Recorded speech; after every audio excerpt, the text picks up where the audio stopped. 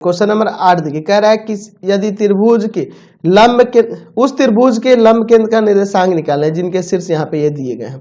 तो चलिए ना एक त्रिभुज ले लेते हैं, ठीक है, और इसका नाम देते हैं यहाँ पे ए बी सी। अच्छा, इसका निर्देशांक -1, 3, इसका निर्देशांक दे दीजिए 2, -1 और इसका निर्देशांक दीजिए 0, 0। क्वेश्चन में कह रहा है ना कि उस त्रिभुज के लंब केंद्रों का निर्देशांक, लंब केंद्र मतलब समझ ना, यहाँ से इस पे अगर लंब खींचा जाए, इससे यहाँ पे लंब खींचा जाए, है ना, और इससे यहाँ पे ऐसे लंब खींचा जाए, तो ये लंब तीनों एक दूसरे को जहाँ प्रतिच्छेद करे ना, यही लंब केंद्र होगा। इसके निर्देशांक को निकालना है, समझ ना, ये वाला निर्देशांक निकालना है। तो एक काम करिए, यहाँ पे लिख देते हैं कि ये डी, ये ई और ये एफ है, और केंद्र को यहाँ पे कुछ ओ मान लेते हैं। चलिए, माना ए बी सी एक त्रिभुज है, एक त्रिभुज है जिसके निर्देशांक, जिसके शीर्षों के निर्देशांक, जिसके शीर्षों के निर्देशांक, शीर्षों के निर्देशांक क्रमशः -1, 3, 2, 1, 2, -1 है तथा 0, 0 है, ठीक है। अच्छा, और उसके बाद कह देते हैं कि AD लंब है BC पर, ठीक है, और BE लंब है आपका AC पर, और CF जो है लंब है AB पर, ठीक है। और ये भी मान लेते हैं कि AD BE तथा CF का प्रतिच्छेद बिंदु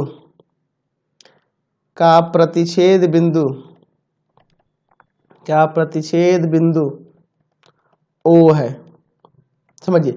अच्छा, प्रतिच्छेद बिंदु O है, तो अगर हम लोग AD और B दोनों में से, तीनों भुजाओं में से कोई भी एक तीनों लंबों में से, ये तीनों शीर्ष लंबों में से कोई भी दो निकाल लेंगे तो वहां पे प्रतिच्छेद बिंदु आसानी से पता चल जाएगा।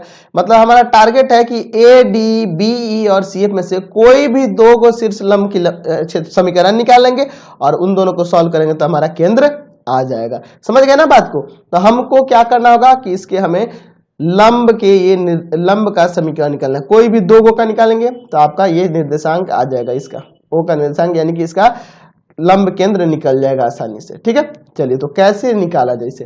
तो एक काम करते हैं, हम लोग दो ही निकालेंगे, बताया अभी कि आप दो ही निकालिएगा काफी हो जाएगा। तो एक काम करते हैं, पहले हम लोग BC का समीकरण निकालते हैं और AC का समीकरण निकालते हैं। अब सोच रहे हो कि सर ऐसा क्यों?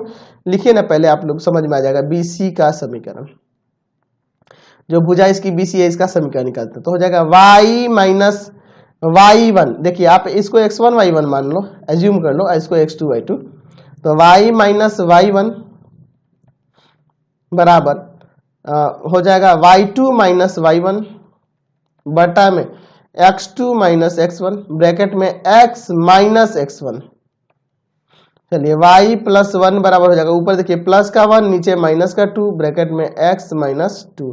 ये जाके इधर गुना करेगा, माइनस का 2y माइनस का 2 बराबर में x माइनस 2, माइनस 2 कट गया, आ गया x प्लस 2y बराबर 0। BC का समीकरण निकल गया। अब उसी तरह से अगर हम कहें कि AC का समीकरण निकालिए, AC का समीकरण, समझ ना, AC का समीकरण, इसका भी उसी तरह से ले लेंगे। आप करो ना, इसको मान लेते हैं x1 y1 और यहाँ पे इसको x2 y2 एज्यूम कर लेंगे, ठीक है। तो हो जाएगा आपका y माइनस y1 बराबर में y2 माइनस y1 बटा में x2 माइनस x1 ब्रैकेट में x माइनस x1 यानी कि 0।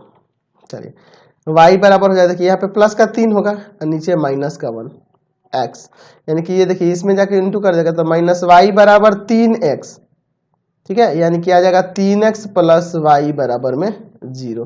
तो इसका भी समीकरण निकल गया। अब देखिए आगे क्या करते हैं। अब हम लोग बात करते हैं यहाँ फिगर में, देखिए अब हमने BC का समीकरण निकाला था अभी, x प्लस 2y बराबर 0।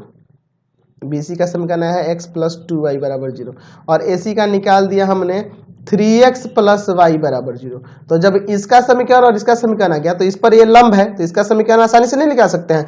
तो लिखेंगे कि BC पर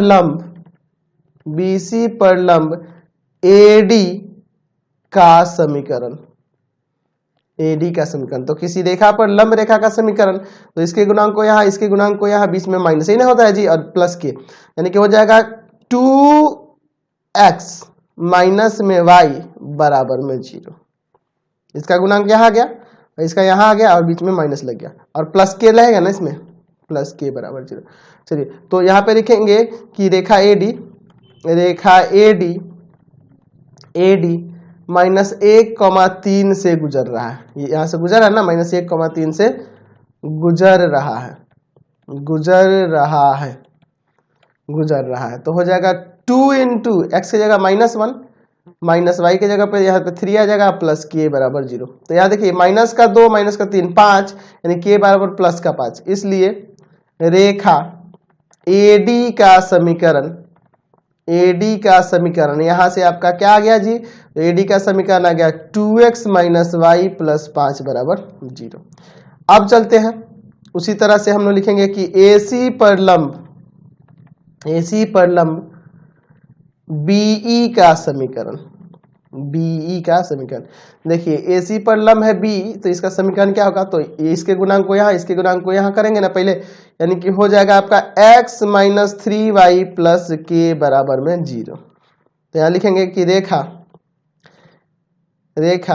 BE 2,-1 से गुजर रहा है, देखा ना, 2,-1 से गुजर रहा है, यानी कि यहाँ पे रख देंगे ना अब।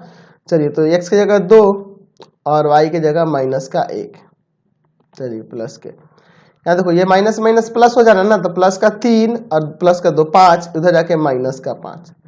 इसलिए रेखा BE का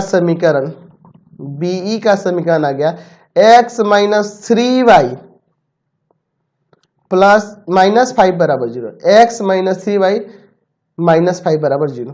तो ये देखिए अब AD का आपका निकल गया, BE का निकल गया, तो इन दोनों को सॉल्व कर दे, इसको समीकरण 1 मान लीजिए और इसको समीकरण 2 मान लीजिए, इनसे x और y नहीं निकल जाएगा आपका। तो समीकरण 2 में हम लोग एक काम करते हैं, यहाँ 2 से गुना कर देना है, इसमें 1 से गुना कर देना, पता है ना आपको कैसे सॉल्व करना है, समीकरण 1 तथा 2 से। चलिए, तो इसमें 1 से गुना करोगे तो वही रहेगा 2x माइनस वाई प्लस 5 बराबर 0, और इसमें 2 में 2 से गुना करोगे तो यहाँ आ जाएगा 2x माइनस 6y माइनस 10 बराबर 0।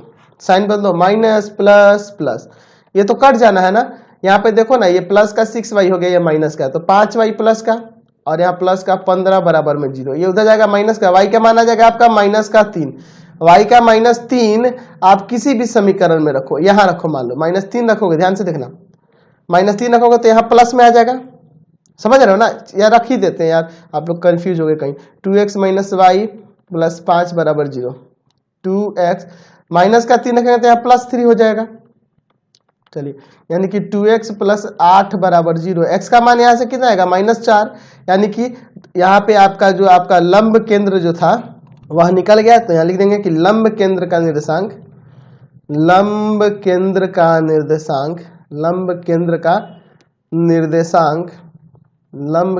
निर्देशांक जो आ गया वह आ गया आपका x का -4 और y का -3। समझ गए? तो बहुत ही सिंपल एक्सरसाइज है, बहुत ही सिंपल है, आसानी से बन जाएगा सारा क्वेश्चन, आप लोग ऐसे ही देखते रहो क्वेश्चन।